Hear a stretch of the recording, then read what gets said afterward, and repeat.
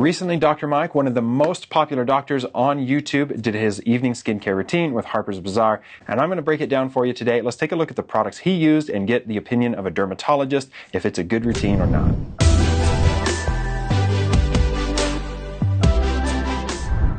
Let's take a look at his introduction. Hey everybody, I'm Dr. Mike Varshavsky, and I'm about to show you my nighttime skincare routine. Let's get ready for bed.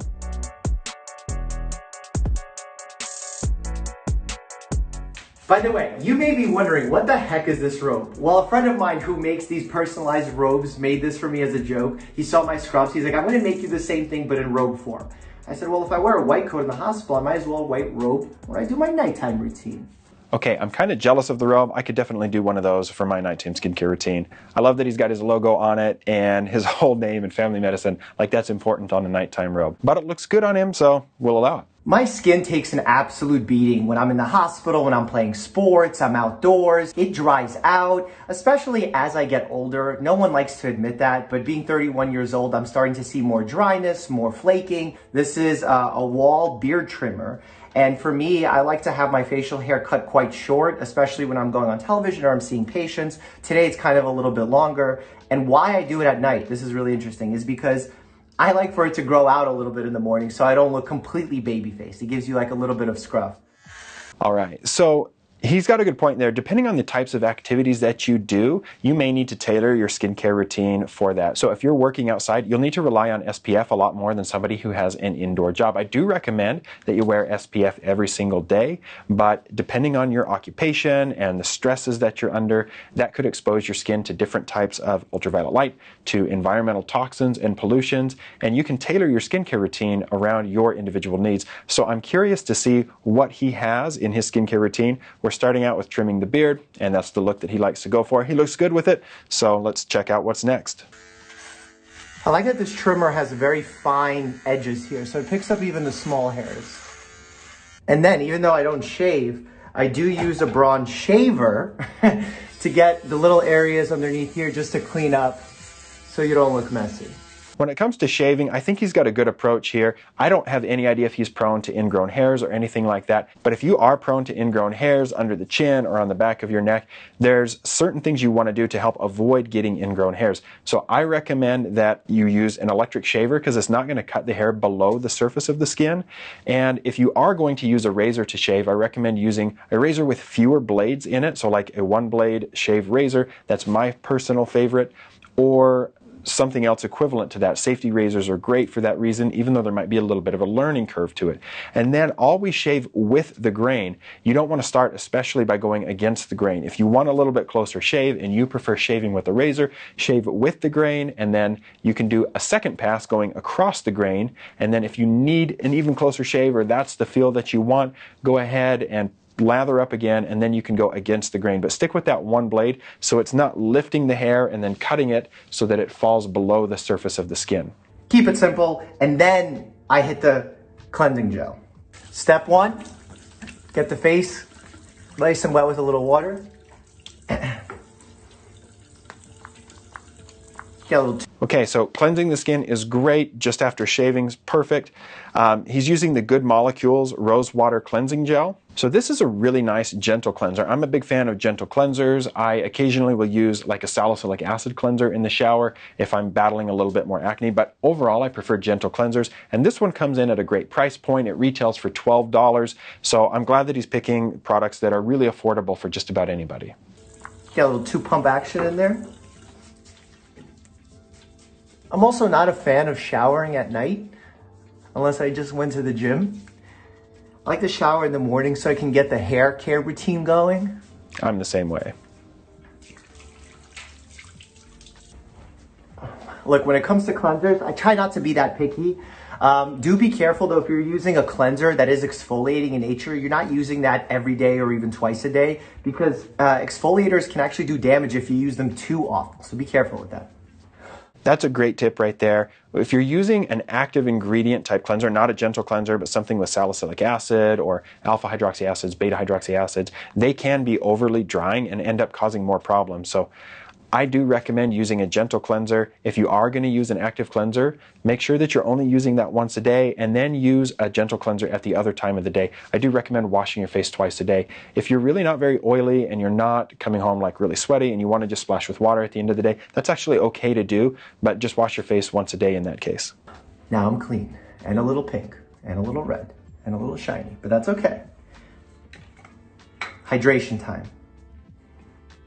All right, so the Murad Hydrodynamic Ultimate Moisture. Let's check that one out. So this cleanser retails at $75, which is definitely on the more pricey side, but it has a nice texture to it and it has the addition of hyaluronic acid, so it's very moisturizing. There's certainly moisturizers that are more expensive than that. One that I love is the Triple Lipid Restore by SkinCeuticals, but that retails for over $120. So although this one is expensive, you can certainly spend more money, but you don't have to spend that much in order to get a good quality moisturizer. But if that's what you like using and you have the money for that, then go ahead and do it. I think he's got a great pick for a moisturizer here. You know, being a family medicine doctor, we actually have training in dermatology because a lot of what we do is screening and catching problems early so you understand skin cancer and skin protection. That's why we're so vigilant about putting SPF on. But at the same time, it allows me to spot marketing gimmicks. So when a company comes in and says they're the next greatest thing, I can look at the science behind that and find out whether it truly makes sense or not. I will say there's a lot of lies on the market nowadays, so I try and use really simple products in order to make it less complicated. So he's got a great point there. Family medicine physicians are invaluable in the screening and identification of skin cancer and other skin problems. That's the first line of defense for many patients, and I rely on my family medicine colleagues all of the time to make sure that patients are getting appropriate care, and when something is more complicated, they send them on to me and we have a great working relationship. When you're training to become a family medicine physician, you're going to rotate through dermatology one or more times during the course of your residency, and you're going to become familiar with the most common things that we see. And a family medicine physician, and Dr. Mike especially, is well tuned to all these marketing gimmicks that are unfortunately really prevalent in skincare and so many other industries. So being able to identify that and have a simple routine, he's on the right track with that for sure. And as a family medicine physician, he's got a great baseline education in dermatology, and I know that he's really understands what he's doing here. Next up, I use my Murad Hydrating Cream for the under eye area, where I clearly need the most help on. I also like it for the eyelids. So he's sticking with the Murad line of products, which is a great line of products. This eye cream retails at $70, and it's got a good set of ingredients, a fermented algae extract, as well as peptide blends, and vitamin E and shea butter. So this is going to be very moisturizing. The eyelid skin is among the most sensitive on the body because it is so thin. So you really do have to be conscious about the types of products you're using on that skin because you're much more likely to experience irritation. So I think this is a great eye cream to use. It does come in at a little bit higher price point, but again, the eye cream that I use is from Neocutis or from SkinCeuticals, and those are even more expensive still. So if you're looking for an eye cream that's a little bit less expensive, Cetaphil makes a great eye cream that has peptides in it as well, that I think is a great starter one. It's going to be a lot better price point, but I'm still really happy with the products that he's using here. I also like it for the eyelids. A lot of people comment on my YouTube videos that they think I'm wearing eye makeup, like some kind of orange tone. Nope, that's just 10 years of medical education showing themselves on my eyes, so I'm hoping Murad can help me out with that. That's a good point. When you're going through medical school and then internship and residency, you're pretty sleep deprived, and a lot of times even in practice, you're going to be working late hours, you're going to be responding to patient phone calls, and if you just have a busy schedule, your sleep schedule may not always be consistent, and that will show itself first in that skin around your eyes. The reason why our eyes look different colors sometimes, or at least our eyelids or under eye area, a lot has to do with the circulation in that area. So you have a lot of tiny blood vessels that actually are seen through the skin, and as a result you get interesting colors, blue sometimes pink, red, orange. Also really important is where the light is coming from will also decide how bad these shadows look. For example, the reason why people use fillers in their under eye area in order to improve bags or darkness underneath their eyes is because it pushes the area forward and there's less reflection of that light, less reflection of those small blood vessels underneath the eyes, therefore decreasing the darkness. That's a good point about under eye circles. There's a lot of different causes of that. He touched on vascular congestion. So if you have any amount of swelling, those blood vessels and the lymphatic vessels are so small under the eyes that they're only capable of carrying small amounts of fluid at a time. And that's why if there's any trauma around the eye, or if I'm doing surgery around the eye and we're increasing the amount of fluid and swelling, it takes a long time for it to go down because that area just isn't designed to handle a ton of fluid. So vascular congestion, lymphatic congestion can certainly be a problem there to cause the appearance of dark circles. And then the lighting can just cause shadowing, and some people are more genetically predisposed to have more contour around their under eye area, where shadowing will be a bigger problem.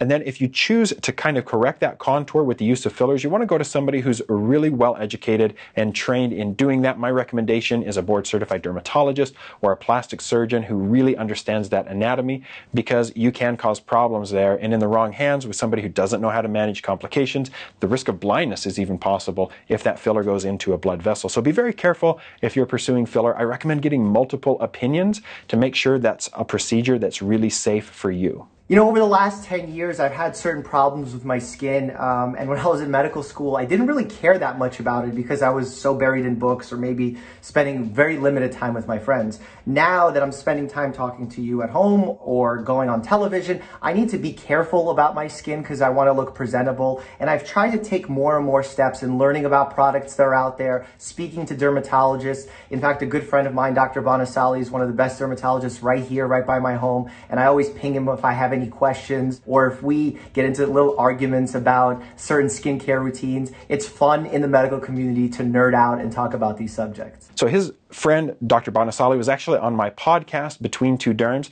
If that's an episode you haven't heard, go back and find my podcast, Between Two Derms. That's on any podcast player, especially Apple Podcasts. Go ahead and check that out, where we talk about the price of generic medications and improving access to medications and dermatology care for patients. For those like me who battle with sweaty armpits throughout the day, a really cool hack is to use an antiperspirant the night before when your body's cooler, so it can actually work on plugging the pores in your armpits earlier.